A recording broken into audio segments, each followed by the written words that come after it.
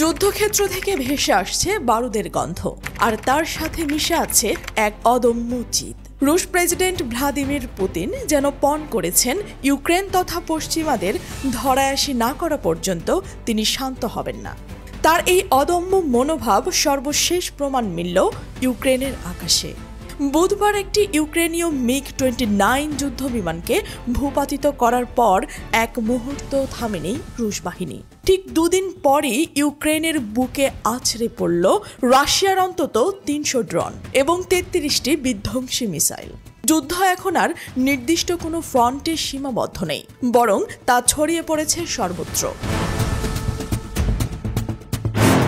কৃষ্ণ সাগরের মনোরম বন্দর নগরী ওডেসার রাতের আকাশে হঠাৎই ঢেকে গিয়েছিল রুশ ড্রোনের ঝাঁকে। অতর্কিত এই হামলায় কেঁপে ওঠে পুরো শহর। ইউক্রেনের প্রেসিডেন্ট জেলানস্কিও গভীর রাতে এই ভয়াবহ হামলার কথা স্বীকার করেছেন। ওডেসার মেয়র গেন্নাডি ট্রুখানভ এক টেলিগ্রাম বার্তায় জানান, এই হামলায় শহরের 20টিরও বেশি বেসামরিক স্থাপনা ক্ষতিগ্রস্ত হয়েছে, যার মধ্যে রয়েছে আবাসিক ভবনও। দাও দাও করে জ্বলে ওঠা আগুনে প্রাণ হারিয়েছেন একজন, আহত হয়েছেন আরো বেশ কয়েকজন। 19 শতকের স্থাপত্যের জন্য বিখ্যাত এই শহরটি যেন এখন রাশিয়ার নিয়মিত হামলার এক পরীক্ষা ক্ষেত্রে পরিণত হয়েছে। রুশ প্রতিরক্ষা মন্ত্রণালয় জানিয়েছেন, মাত্র 5 ঘন্টার ব্যবধানে তারা অন্তত 87টি ইউক্রেনীয় ড্রোন ধ্বংস করেছে।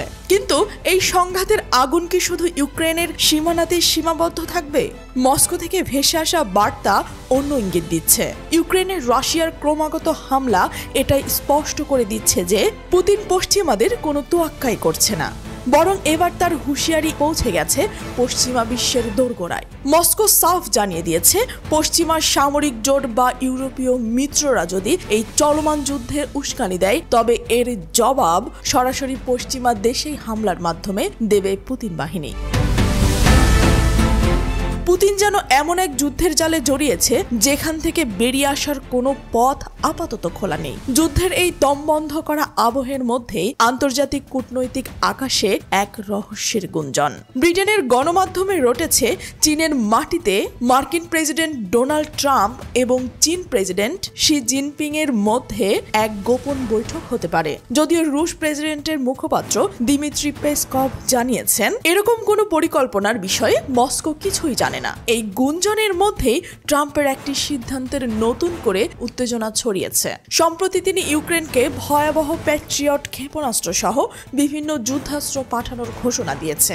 আর এরপরই চরম ক্ষুব্ধ হয়ে উঠেছে পুতিন। মস্কো এখন ইউক্রেনের আগের চেয়েও অনেক বেশি সামরিক তৎপরতা চালাচ্ছে। এরই মাঝে আরেক অদ্ভুত মোড়। সম্প্রতি তুরস্কের প্রেসিডেন্ট রিসেপ তাইয়েপ এরদোয়ানের সাথে টেলিফোনে কথা বলেছে পুতিন এবং তাকে নাকি সংঘাতের কূটনৈতিক সমাধানের ব্যাপারে রাজি থাকার কথা জানিয়েছেন। এদিকে তুরস্কের মধ্যে কূটনৈতিক সমাধানের ইঙ্গিত, অন্যদিকে ইউক্রেনের মধ্যে অবিরাম হামলা আর পশ্চিমাদের প্রতি সরাসরি হুঙ্কার। পুতিনের এই দৈত্য চালের আড়ালে আসলে কোন ভবিষ্যতের ছক কষা হচ্ছে, সেই উত্তর এখনো সময়ের গর্ভে।